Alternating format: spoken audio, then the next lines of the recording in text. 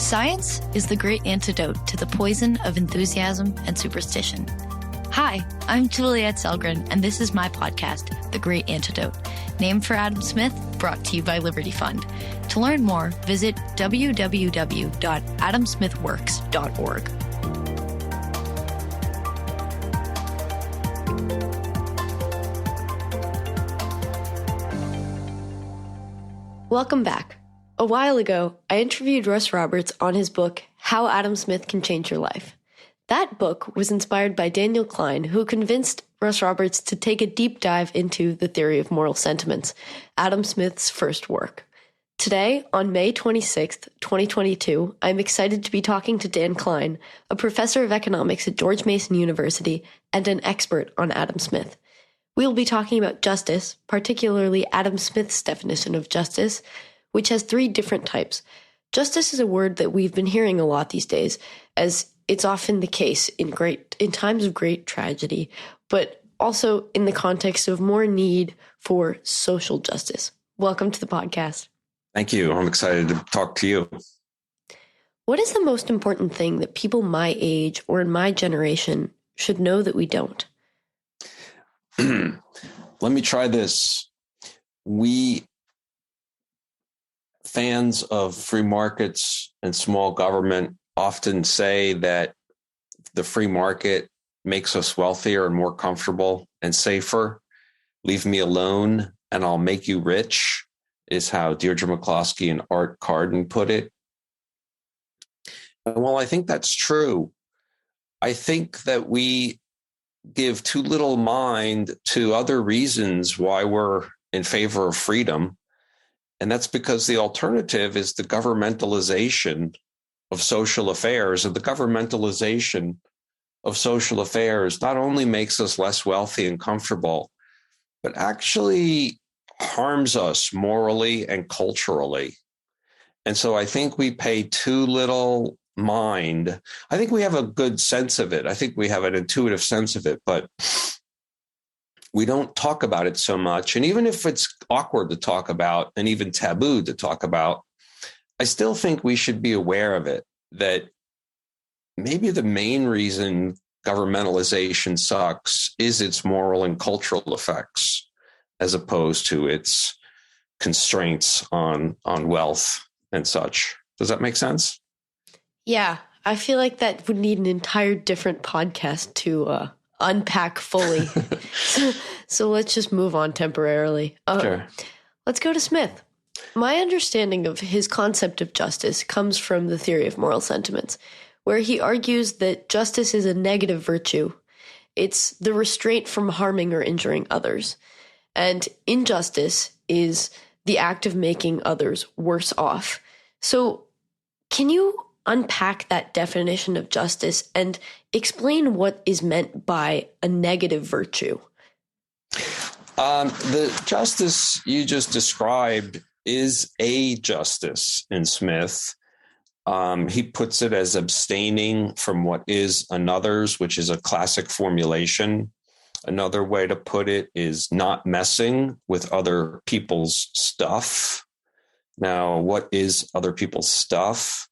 He says the most sacred laws of justice are not messing with your neighbor's person, property, promises due. That is to say, let's say you owe them 10 pounds. And so, you're supposed to fulfill the contract.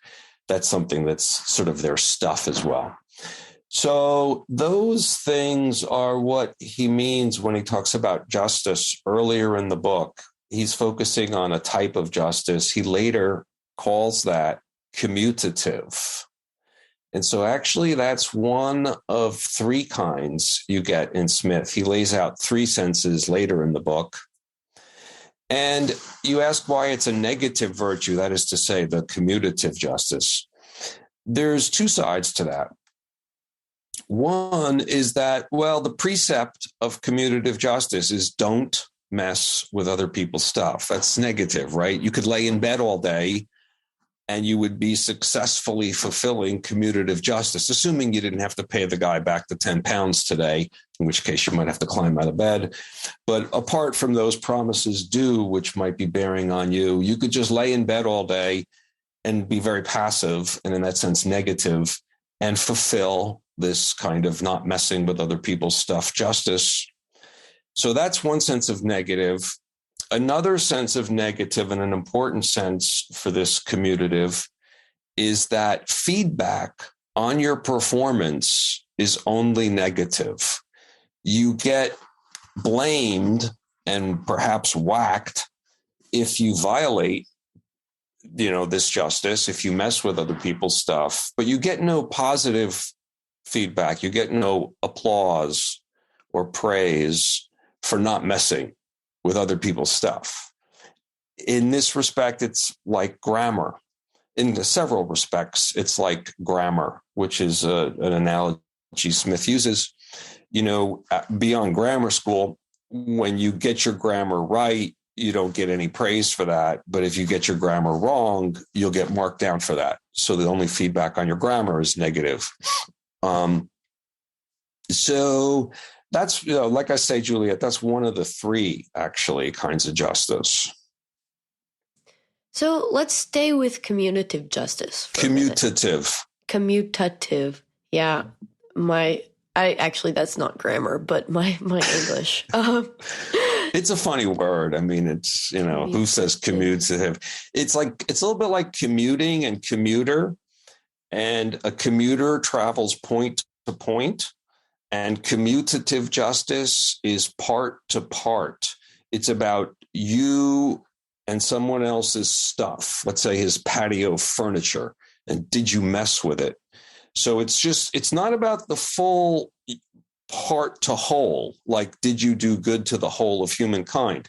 It's about very particular things. And so that's a little bit of the intuition behind the word commutative. So sticking with that, good clarification also. To fully understand this concept of justice, I think you kind of also have to understand beneficence, which is what he calls a positive virtue. Can you lay out what that is for us and explain the relationship between commutative justice and beneficence? Yeah, they're quite different. Beneficence is another term for the second of the three kinds of justice. And that's distributive justice, making a becoming distribution or use of what is your own. So beneficence, being beneficent towards people you're connected to, is, generally becoming and gets good marks in this distributive justice. Now, don't let the word distributive justice throw you off too much. It's about Juliet making a becoming use of what is Juliet's own. So this is not, he's thinking, about you and your neighbor. It's not a political concept particularly. And it's really very different than the first one, commutative, because first of all, commutative was about your actions with respect to other people's stuff, and in particular, not messing with it. This is about the use you make of your stuff, making a becoming use of what is yours. Becoming. Go ahead. Could you give us an example? Well, yeah, charity, friendship, hospitality, all of these social virtues are all different, flavors of what is under this very broad heading. You could call it beneficence, or you could call it distributive justice. So, any of these uses you make of your time, your emotion, your sympathy, your resources, to benefit others. And it's beneficence, not if it just benefits others, but if it's from a sort of benevolent impulse. There's all sorts of other things we do that benefit others, like trade and produce in the market. But that is not beneficence. That's beneficial. But beneficence is benefit from a benevolent impulse, okay? So it's really about a virtue and a social connectedness, friendship, kindness, charity, like I say, hospitality. All of these social virtues can kind of fly under the big heading here of beneficence. And And it's really, the logic is really quite different than commutative justice. Again, it's about, that is to say, beneficence is about making a becoming use of what is your own, as opposed to not messing with what is other people's. That's one of the difference. And you said it's positive. Beneficence is positive. It's actually positive or negative, because you could also be blamed for not being beneficent and not making a becoming use of your own, or making an unbecoming use of your own. So see, just like in writing, you're writing, let's say you write an essay or a story, you fill up the blank page, you could get positive and negative feedback on that in terms of your creativity, the beauty of it. Whereas again, on the grammar side, it was only negative. So here we have positive and negative. It's not that it's just positive, it's positive or negative. But it's in this realm of becoming, which is aesthetic. So here it's much looser about, what we deem becoming and what we deem distributively just. And because it's looser and more open, people's assessments differ and we disagree. And we got to respect that we're going to disagree on those things, because we have, looser senses and different senses of what is beautiful, essentially. Does that help?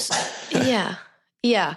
So what is then the third type of justice? Okay. The third type is estimative justice. And that's about estimating objects properly. So how do you estimate a poem or a picture? Those are some examples he gives. It could be any object, actually. It could also be an idea. It could also be a public policy or a public policy position, where I think it becomes very important for the wealth of nations and so on. So this is Juliet's estimating an object properly. And here again, we have opinions and senses, discussions, we hope wisdom about how to estimate the object properly, how to value it, how to pursue it or promote it or shun it or, condemn it. And this is different in its logic from the other two. It's certainly very different from commutative justice. It's closer to distributive justice in many respects, and he says so, but it's still different. You see, distributive, let me tell you a couple of reasons why it's different. And that's why you need to realize that there's three. One of the most important things about Smith's tri-layered justice is that you remember that it's three. It's not, don't reduce it to two. It's three. So how is estimative, estimating objects properly, different from distributive? Well, for one thing, distributive is really about you making use of your resources, your time, your attention, your bank account, your social capital, if you like. And that's constrained. You have a budget constraint. You have very real constraints there. And you are connected to certain people in your life, in your world. And those are sort of the people who compete for your beneficence. Okay. And so you have this very real sense of distributing scarce resources to competing ends of people you're actually connected with. Now, when we estimate a poem or a picture, it's not as though we have some budget constraint of esteem points exactly. It just does, it doesn't feel quite the same. And so that's a difference. Another difference is that, there's so many objects and they keep coming at us. In fact, every idea becomes a new object, that we're kind of constantly, rethinking our estimations of things. And it's not the same sense of distributing. So I'd say that that's different too. There's a real recursivity in estimative justice, in the sense that as soon as you estimate an object, let's say the picture on the wall, you can then turn that estimation of a moment ago, what Juliet said a moment ago, into an object for estimation. And so it's just much, much more expansive. It's generally more intellectual. It's kind of about what you believe and think. And let me also make another very important point about why it's different than distributive. Now, even with distributive justice, those friends who are connected to you, they have a kind of imperfect claim on your attention and kindness. You could even say an imperfect right. Okay, this is an old distinction between perfect rights, which are associated with commutative justice, and imperfect rights. And so you see, with the duties of distributive justice, there is actually sort of a rights bearer on the other side, your friends, okay? But that doesn't apply for a poem or a picture on the wall. We would never say that, the picture on the wall has a certain right to be regarded properly. It's an inanimate object, so that wouldn't make a whole lot of sense. So there's really, I feel, a different logic in all three of these. There's some commonality between the second two, but still, I think there's a real difference between all three. And it's good to know which you're talking about when you talk justice, because then you can apply the logic and ask the questions that pertain. So, if it's about estimative justice, it's like, okay, what's the object for estimation? What are we estimating here? Is it an idea? Is it a public policy position? What is it? And what is your estimation? And so then you elaborate that. What is, how do you justify? See, justify. How do you justify your estimation? We can have that conversation, and we're pursuing estimative justice. And if you're doing distributive justice, you could say, okay, what are the social resources you are distributing, and to whom, what is your connection to those people? What are the competing ends that you could otherwise be distributing resources to? So it's a different logic in each case. And for commutative, it's, are you messing with someone's stuff? I really think it's good to get acquainted with all three and try to think, like, which one am I doing when I'm talking justice or doing justice? So estimative justice of all of them is probably the hardest for me to wrap my head around, and I would guess for most people. So what is the significance of estimative justice? It's the perception of something, and obviously when it comes to something like policy, you can see how that matters, but what are the implications, and what is their duty involved with that? It's about responsibility in your beliefs and, in your pronouncements about these objects and estimations of these objects. In some sense, you don't, really need to use the word justice in this connection. You could talk about true and so on, good, other words, but that's how ethics is. These words kind of run together and are siblings and stuff. It when you say, like, you don't do, let's say someone's advocating liberalization of, let's say, organ payments, like liberalizing the kidney market, and someone, let's say, condemns it, and defends the prohibition. You might say that the person's not doing justice to the idea of liberalization, that they're misestimating these different competing policy positions. You don't need, especially necessarily, to use the word justice in those connections. You can certainly avoid it. In a way, one of the interesting things about Smith, when he talks about estimative justice, is the way he does so. That is to say, when he speaks of something as being just or unjust in this estimative justice, he generally says so in a kind of mild way, in a kind of I'm offering an opinion way. so one thing you pick up in Smith is that he's kind of like mild. He's calm when he's talking about different estimations of policy positions. You could say policy opinions. I should say, however, that when a policy violates commutative justice, in other words, it restricts people's liberty, he can be emphatic then. But that's sort of on the grounds of commutative justice, where he's sort of pounding the fist, saying that it's wrong to prevent people from locating, let's say, in the towns that they choose to live in because of the settlement acts, say. So he can be emphatic sometimes on policy positions, but it's when he's objecting to restrictions on liberty. So I see that as more based in commutative justice.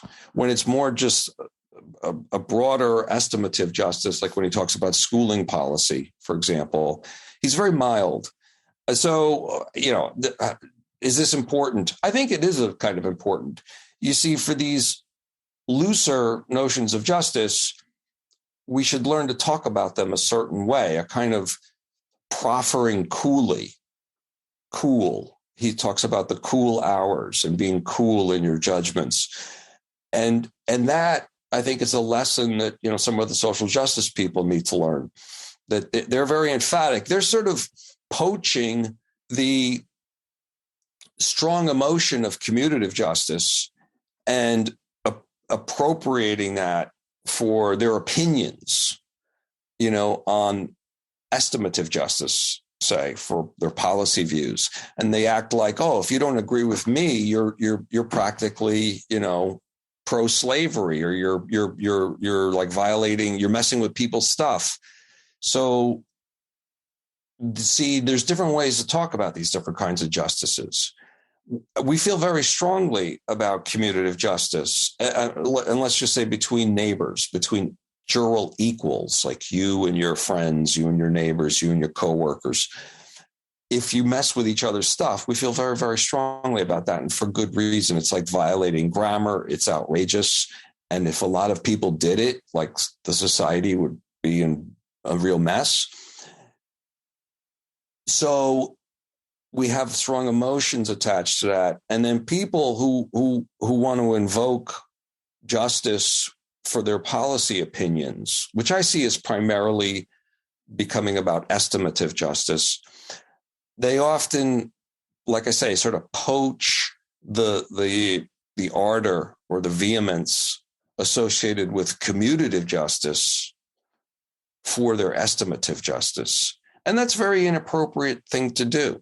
It's bad manners. It's uncivil, I would say, and it's counterproductive in the political culture and at large. It shuts down discussion and dissent and mutual respect and all those good things. So you see, there's a lot of different sides to this, I think, that are quite enriching, really. Okay, so let's go into social justice a bit, starting with a criticism of Smith's justice. Often he's been criticized as having a conception of justice that is quite thin, which, now hearing all of this and hearing all of this earlier, I think these people are confused. But how do you respond to that? Right. Okay. Was Smith thin on justice? A lot of people who read him not thoroughly and not enough times do come away thinking that he's got a thin notion of justice, in particular, that he flattens justice down to commutative justice. And I have to say, Smith especially gives this impression when he first talks about justice, in part in part 2 of TMS. And he just calls commutative justice there justice. He just acts like justice simpliciter, like just the word justice. You don't need any modifier in front of it, because as if it's the only meaning. And that he's just misleading there. And you might say, well, why is he being misleading there? Because he comes back later and he does all three, and he affirms all three. And furthermore, when you look throughout all of his work, he pervasively talks the other two as well. So there's abundant examples of him using the word justice or just or unjust in the distributive sense and in the estimative sense. So it's not as though he's saying, hey, when you talk justice, mean just commutative, because he himself does not follow that rule. Okay. So there is this kind of odd thing that he leads you at first into thinking that he does have a thin notion of justice, but in fact, he does not. He absolutely does not. And so people who think he has a thin notion, they would be right to criticize him for that if he did. I mean, I do think you need more than commutative justice. Absolutely. So that's a proper impulse. Why do you need more? Well, one way to think about it is, suppose you want to propound or instill a strong allegiance to commutative justice. What's the justification for that? I mean, it's not commutative justice is the justification for an allegiance to commutative justice. You've got to go to a bigger thing, larger, deeper grounds. It's not a self-justifying thing. And furthermore, another way to think about it is that Smith himself makes exceptions to commutative justice in the area of public policy. He makes exceptions to the liberty principle. So what would justify those? He's actually violating, endorsing the institutionalization of violations of commutative justice. For example, when he says we should ban small denomination notes issued by banks. So that's a violation of commutative justice. He even says so in effect. But how do you justify that? Again, you have to go to bigger notions of justice. So you do need more than commutative, but it's a mistake to say, oh, flattening it down to commutative, that's inadequate. We have to go beyond that. And so instead of one, we're going to have two. And this second one, well, what are we going to call it? Maybe we'll call it social justice or general justice, whatever. And I'm saying, actually, you've got to jump from 1 to 3, all three, because those other two are different and worth keeping distinct and understanding the differences and figuring out what you're talking about and applying them, properly. Often, so thinking about the objections, they often refer to, I'm going to say this right, commutative, there we go, justice. Yep. But then it moves from, okay, so that's a thin definition, to enforcing beneficence or distributive justice. And is that, I don't know, would that take away from the fact that it is just? Okay, so let's say we're talking about the government, let's say taxing and redistributing wealth. Mm-hmm. Right. Well, first of all, that might be estimatively just. We shouldn't foreclose that. And Smith, wasn't a libertarian anarchist, and it's the real world, and it's complicated and all sorts of things. And so, first of all, you have to say, sure, that might be an appropriate thing to do. That's up for discussion in estimative justice. It would violate commutative justice. Taxation is a violation of commutative justice. Now, one thing I would add is that it's not actually effectuating beneficence. I mean, beneficence is not just paying your taxes. It's no longer beneficence. Again, beneficence is benefit rendered from a benevolent impulse, charity, kindness, friendship, generosity. And paying your taxes, under the threat of being punished for not paying your taxes, that's not beneficence. So while it might redistribute resources in a way that's nice from the point of view of a beholder of the whole of society, the impartial spectator,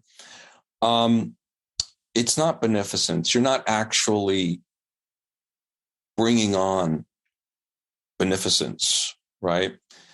So, yeah, it could be worthwhile. And he makes his exceptions clearly. And you'd parse it by saying it is a violation of commutative justice. It's a violation, institutionalized, open violation. It's not like a criminal sneaking around in the night.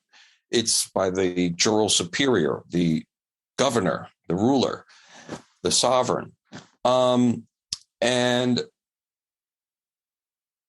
it's a violation of commutative justice. Maybe it's estimatively just, and that's what the conversations, are about. I think, generally speaking, he's not much of a fan of the government doing that at all. I think the left Smithians vastly overplay their hand on that matter and similar matters.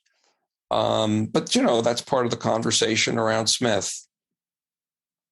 So then where exactly does the government fit into all of this? When is the use of force by government justified? And how do we determine not only what Smith means or intends as proper, but what's good for our society using these three types of justice? These three types of justice don't really answer those questions per se. Benjamin Franklin, writing as Poor Richard, had a saying, "An empty bag does not stand upright." Now, these formulations that I'm laying out, and that Smith lays out, these are like an empty bag. It's a way of organizing and separating, the conversation. So but then there's like, what's in the bag? Like what are our judgments? And that doesn't follow from just, defining estimative justice. I mean, that's for our judgment and for our sensibilities, our experiences in the world, and I don't think it's really foundationalist. I don't think there's, first principles that are self-evident that just know somehow apodictically, which you then derive conclusions from. That's not Smith's flavor at all. So that's just the conversation, Juliet. And that's why, you read 900 pages of The Wealth of Nations to see what he thinks about all these different things. So what does he think about government? First of all, although he does say you need, in passing, very briefly, you need government to prevent a kind of chaos of people taking justice into their own hands. And I suppose he meant that. By and large, he just presupposes government. He more says, look, we have government. And I think he felt that wasn't a bad thing, in the sense that the only way we were going to get a large, extensive society operating with sort of general peace was going to be in a nation state with an integrated jural system, an integrated system of law and governance in the modern nation state. And he wanted that to be more liberal rather than less liberal. It wasn't sort of like so much about justifying government versus not having government. I don't think it was more about constraining government and making it less troublesome.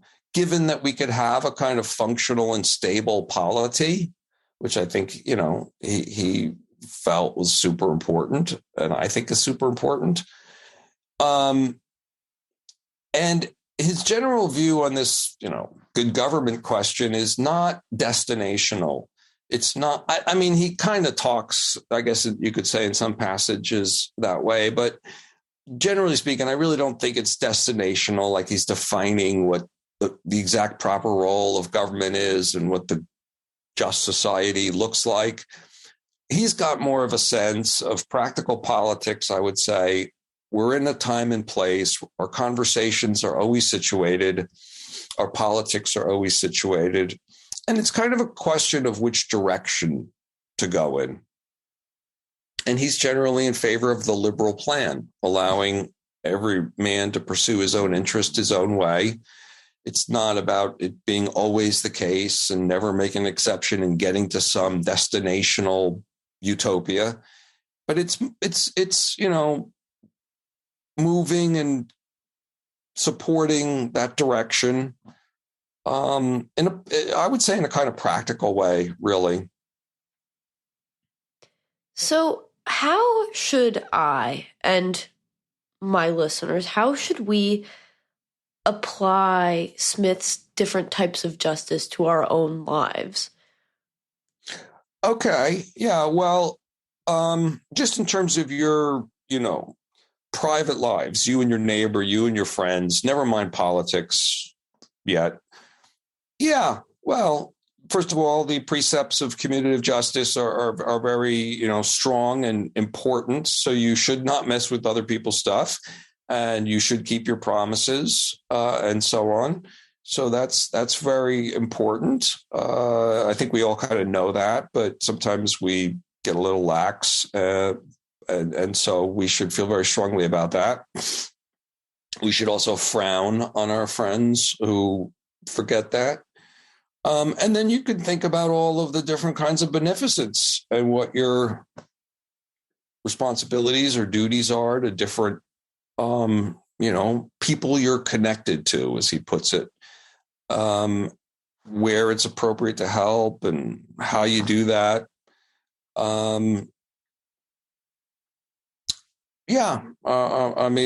Distributive justice, making a becoming use of what is your own. That's not to say you're not. It's not. Don't let it feel so oppressive. Like, oh, I'm always supposed to be helping the whole of society, advancing the whole of society, and so, that leaves no time for me. That doesn't follow at all in Smith, because you are part of the whole, and taking care of yourself is, that's prudence. That's important too. And that's also serving the whole, because again, you're part of the whole. And Smith will tell you, look, you are not better able to help parts of this world better than you can help your own parts, because that's where you have the most knowledge and control over how things turn out. It's also where no one else is better than you at doing it. So there's a lot of moral authorization in Smith to focus on, the interests very close to you, close to home.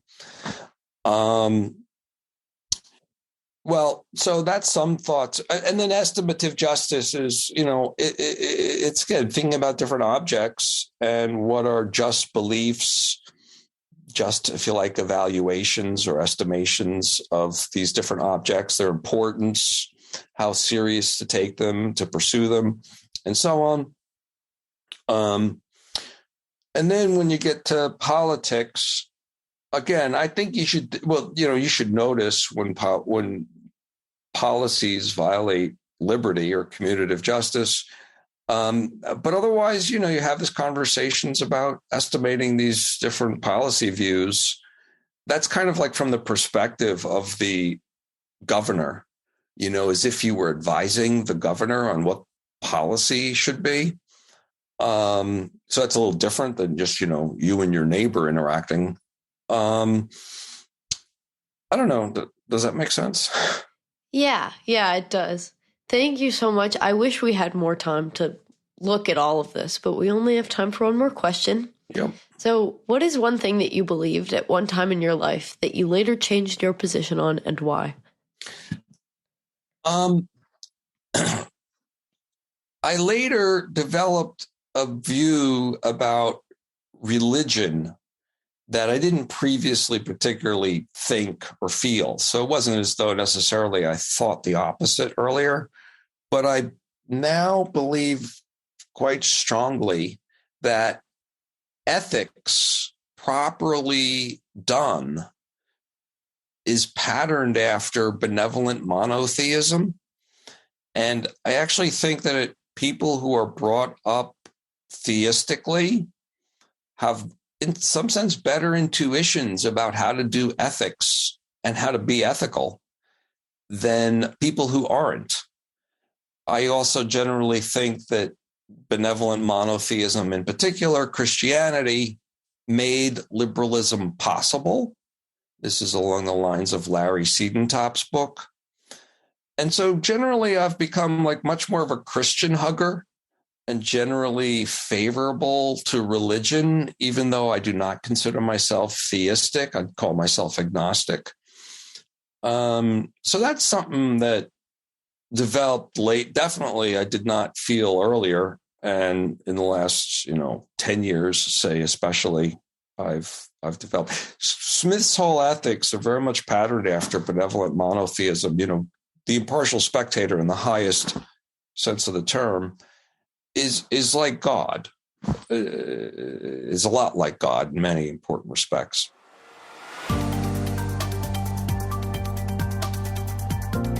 Once again, I'd like to thank my guest for their time and insight, and I'd like to thank you for listening to the Great Antidote podcast. The Great Antidote is sound engineered by Rich Goyette. If you have any questions, any guests or topic recommendations, please feel free to reach out to me at thegreatantidote@gmail.com. Thank you.